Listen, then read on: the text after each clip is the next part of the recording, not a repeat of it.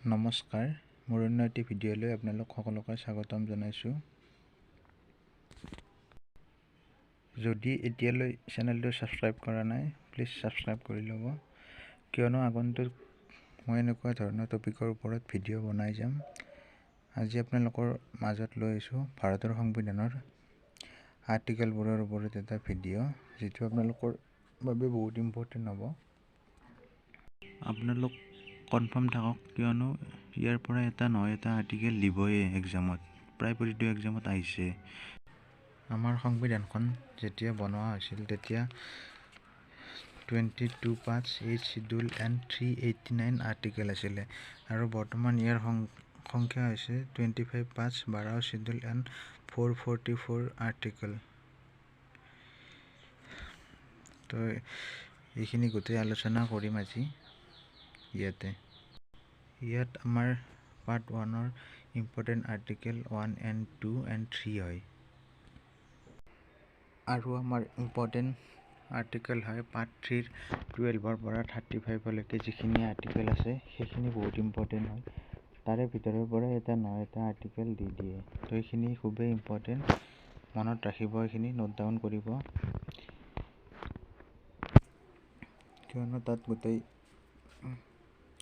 মৌলিক অধিকাৰখিনি সোমাই আছে, বা কোনটো আৰ্টিকেলত কোনটো পৰে সেইখিনি সুধি দিয়ে, তাৰে কোনোবা এটা উঠাই আপোনালোকক সুধি দিব পাৰে। তো এইখিনি মনত ৰাখিব, ইম্পৰ্টেণ্ট হয়। তো গোটেইখিনি চাব নালাগে, যিখিনি ইম্পৰ্টেণ্ট হয় সেইখিনি নোট ডাউন কৰি লিখি লৈ মুখস্থ কৰিলেই হ'ল।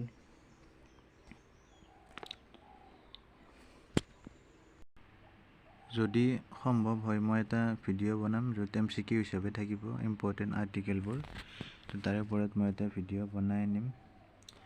আৰু আমাৰ সংবিধানখনক ঘৰুৱা সংবিধান বুলি কোৱা হয়, কিয়নো আমাৰ সংবিধানখন যেতিয়া বনাইছিলে তেতিয়া সংবিধান বনোৱা যিকেইজনে বনাইছিলে তো তেওঁলোকৰ বিশেষ একো ধাৰণা নাছিলে। তো বেলেগ বেলেগ দেশৰ পৰা সংবিধান আনি সেই সংবিধানবোৰৰ আৰ্হিত আমাৰ ভাৰতৰ সংবিধানখন বনোৱা হৈছিল। তো তেনেকৈ USA হওক, ফ্ৰান্স হওক, সেইবোৰৰ পৰা বা এটা ধাৰণা লৈ আমাৰ সংবিধানখন বনোৱা হৈছিল। সেয়ে আমাৰ সংবিধানখনক ঘৰুৱা সংবিধান বুলিও কোৱা হয়। আৰু আমাৰ সংবিধানখনৰ যদি চাব যায়, পাৰ্ট 1ত থাকিব আপোনাৰ কেন্দ্ৰীয় আৰু ইয়াৰ অঞ্চলসমূহৰ বিষয়ে, যিটো ইউনিয়ন টেৰিটৰীৰ ওপৰত থাকিব, তাৰে মই কৈয়ে দিলোঁ 1 and 2। তাৰপিছত আপোনাৰ পাৰ্ট 2ত থাকিব চিটিজেনশ্বিপ, পাৰ্ট 3ত থাকিব ফাণ্ডামেণ্টেল ৰাইটছ, যিবোৰ মৌলিক অধিকাৰ, মই কৈয়ে দিলোঁ 12 to 35 আৰ্টিকেল। তাৰপিছত আপোনাৰ পাৰ্ট 4ত থাকিব directive principle of state policy, part 5ত থাকিব ফাণ্ডামেণ্টেল ডিউটিজ, মৌলিক কৰ্তব্য, পাৰ্ট 6ত থাকিব দ্য ইউনিয়ন গভৰ্ণমেণ্ট। তো এনেকৈ থাকিব, তাৰে পাৰ্ট ৱাইজ যিকেইটা আৰ্টিকেল ইয়াত দিয়া হৈছে, তো তাৰে ইম্পৰ্টেণ্ট আৰ্টিকেল কেইটা আপোনালোকে নোট ডাউন কৰি ল'ব, ঠিক আছে।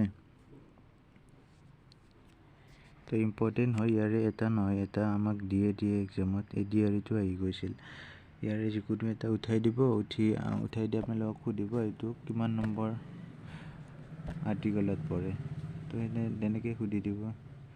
তো ইম্পৰ্টেণ্টকেইটা চাই থোৱাটো ভাল, বিশেষকৈ যিকেইটা ফাণ্ডামেণ্টেল ৰাইটছৰ ভিতৰত আহে, তো তাৰে ইম্পৰ্টেণ্ট হয় 12 to 35, ঠিক আছে।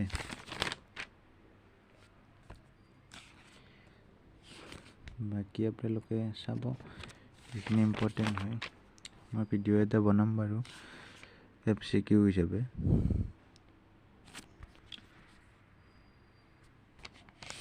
আজি ইমানেই আছিলে, আপোনালোকে ভিডিঅ'টো পজ কৰি লিখি ল'ব ইম্পৰ্টেণ্ট আৰ্টিকেল কেইটা, বা গোটেইখিনি লিখি থ'ব পাৰে, কাৰণ ধৰিব নোৱাৰি কোনটো দি দিয়ে, গোটেই মনত ৰখাটো সম্ভৱ নহয়, তাৰে মাজত যিখিনি আপোনালোকৰ ইম্পৰ্টেণ্ট সম্ভৱ হয় সেইখিনি লিখি ৰাখিলেই হ'ল।